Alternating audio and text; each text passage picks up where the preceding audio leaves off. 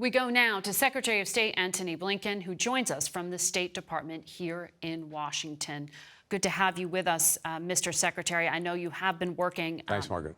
Straight through on this. Can you answer the question yet of whether the Hamas assault is over? Are there more attacks to come? The assault isn't over. There continue to be very active fighting around Gaza. At the same time, we've seen more quiet in other parts of Israel, but there is intense fighting going on. But to put this in perspective, this is the worst attack on Israel since the Yom Kippur War 50 years ago, 1973. But there's a big difference. That was a conflict between countries, between armies. This is a massive terrorist assault on Israel with terrorists going into Israeli homes, going into Israeli towns, gunning down civilians in their homes, on the streets, grabbing people, men, women, children, and taking them into Gaza. A Holocaust survivor in a wheelchair, women and children, all being dragged into Gaza. You can imagine what this is doing in Israel to Israelis, and it should be something that revolts the entire world. And what about Americans? There are a lot throughout the region. How many Americans are among the hostages and among the dead? So, Margaret, we've got reports that several Americans are among the dead. We're working very actively to verify those reports. At the same time, there are reports of Americans being taken hostage there, too. We're working to get the facts and to find out if those reports are accurate. So you don't know if there are hostages or not? We can't confirm that in this moment, but we're very actively working to see if we can confirm the reports that we've had. Okay. Israel's prime minister is promising a sustained campaign. Do you have a sense of how he defines the end goal? Margaret, these are early days, and President Biden was on the phone immediately with Prime Minister Netanyahu yesterday to offer our full support, to offer our assistance. And we've been on the phones across the region and around the world to make sure that Israel has the support it needs, and also to make sure that countries are using the influence they have to get Hamas to back off, to back down, and also to try to make sure that conflict doesn't erupt elsewhere. And the president was very clear and very stark in his warning to others not to take advantage of the situation. Look, these are early days. Israel has to, first and foremost, ensure the security of its people in Israel, and then it's determined to take steps to try to make sure that this doesn't happen again. Yeah. And there are a lot of hard decisions that it has to make in the days ahead. But the main thing is to make sure that, to the best of its ability, it puts in place the measures so that this doesn't happen again. But you know why I'm asking you, because this conflict could broaden out into surrounding countries beyond Lebanon. Has the United States asked Israel not to strike Iran? The only things we've said to Israel are that we're here, we've got your back. We want to make sure that you have the support that you need. We want to make sure that you have the assistance that you need. At the same time, I was on the phone yesterday, and many others were on the phones yesterday with counterparts from Egypt, from Saudi Arabia, from Jordan, from Qatar, from the United Arab Emirates, from Turkey, Lebanon, and many European countries as well, to make sure that, first of all, people had heard very clearly what the president said about others in other places not taking advantage of the situation, and to use the influence that they have with different groups to make sure that they don't do that, precisely so that we don't have a broadening of this conflict to other places, Lebanon and Israel's northern border, the West Bank. I spoke to President Abbas as well, and Palestinian security forces right now are doing their job in trying to make sure that things keep calm, or Iran trying to use this in other places. So we've been very clear about that, and we're also using every tool that we have at our disposal and our diplomacy to make sure that others are doing the same thing. But the door is open for Israel to expand this, to take the fight to potentially sponsors of Hamas like Iran? Israel is focused entirely on Gaza and on securing its citizens, a number of whom remain under direct threat right now in Israel proper. And as I said, trying to do what's necessary to have accountability and to make sure that this doesn't happen again. That is Israel's focus. Is there a sense that this was an attempt to take advantage of the West's focus on Ukraine? No, I don't see that. I think, look, we'll have to see as we learn more what the motivations were and what they are. But here's one thing that's clear. We've been actively working on trying to help Israel and Saudi Arabia normalize their relations, as well as Israel broadening its relationships with many other countries in the region, and beyond. Very hard work and not clear that we could get there, but if we could, it would really change the prospects of the entire region far into the future. Now, who's opposed to that? Hamas, Hezbollah, Iran. So I think that speaks volumes. And there are really two paths before the region. There's the path of greater integration, greater stability, including, critically, making sure that Israelis and Palestinians resolve their differences.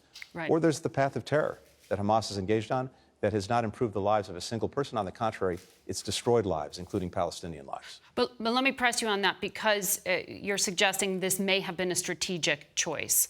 But then I look at conditions having been deteriorating for Palestinians living in the West Bank and Gaza. For a while now, the right-wing coalition in Israel, in fact, the CIA director, Bill Burns, has publicly warned of his concern and U.S. intelligence concern about the risk of instability in this region. Jordan's king has been warning about the risk of extremism. Did the Netanyahu government underestimate that risk? Why were they so vulnerable?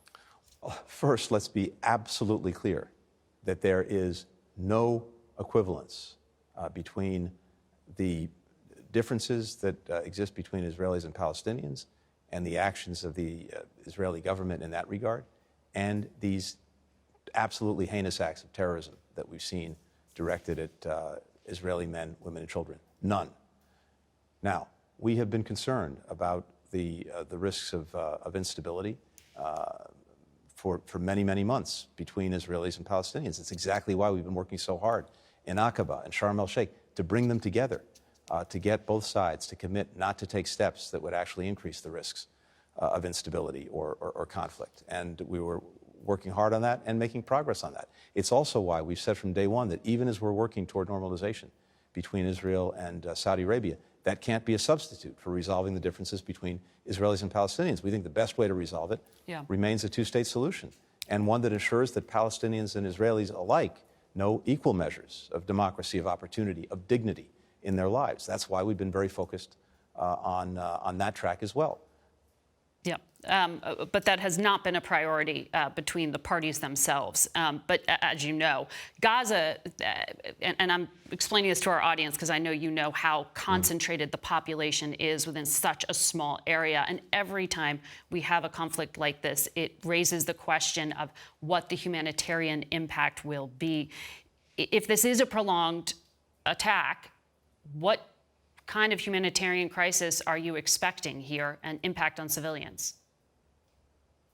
Well, we've seen this, unfortunately, repeat itself, although the magnitude, the scale of what Hamas did here is something we haven't seen before. But in prior instances, those who have suffered along with the victims of terrorism are civilians, including in Gaza.